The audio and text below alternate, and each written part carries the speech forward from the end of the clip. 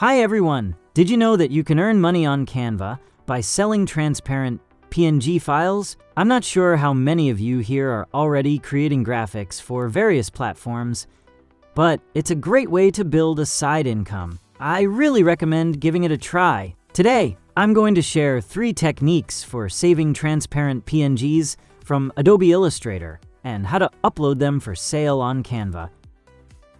Okay. What you see here are the vector images I primarily designed for stock photo websites. However, we won't be submitting the entire set just like this, or it won't get approved. Canva prefers individual elements. This is because Canva's nature is to let users pick and choose different elements to build their own designs, which is quite different from the standard stock photo system. I'm going to separate only the speech bubble elements to submit to Canva. There are many ways to do this, but today I have 3 simple methods for you to choose from, whichever fits your workflow best. Method 1. I'll copy this element into a new file by pressing Ctrl+C, then going to the new file and pressing Ctrl+V. Also, make sure to open the transform panel. If you can't find it, just go to the window menu and select Transform. You can see the actual size of the object in the width and height boxes. It's currently around 400 pixels. Right-click on the object and select Export Selection. Then choose where you want to save your file. For the width, I'll enter 3000px to scale it up. The height will automatically adjust to maintain the original proportions. Set the format to PNG.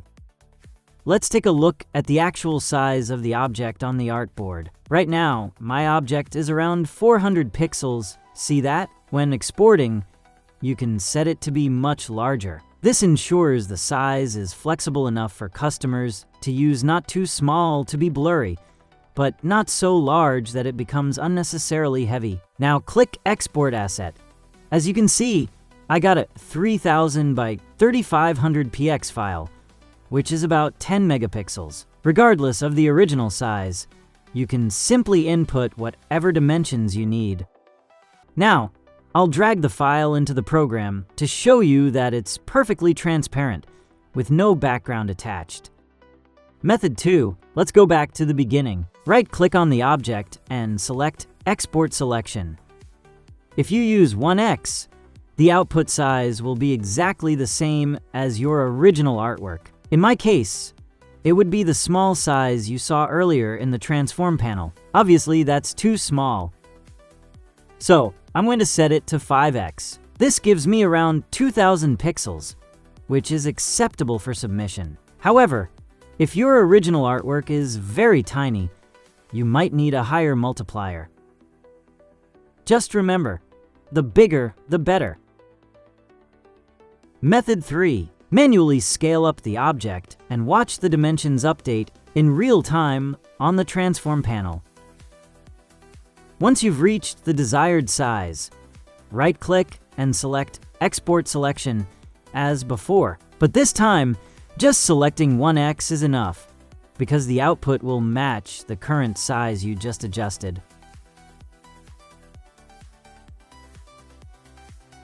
Now, let's move on to uploading to Canva. However, I should mention that this part is specifically for those who are already Canva element creators. If you haven't joined the program yet, the upload menu won't be available to you.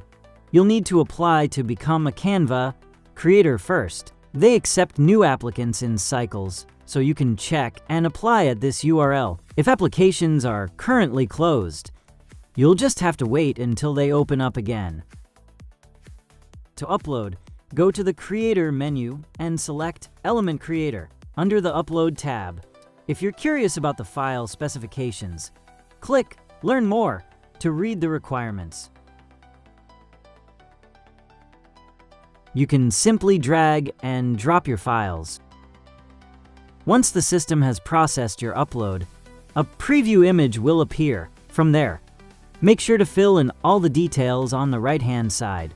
For the title, you can either type it in yourself or use the automated suggestions from the system. The artist field will display the username you use on Canva. As for keywords, You can select the ones suggested by the system, which are usually tailored to your image, or type your own in the box. Just remember to press Enter after typing each word.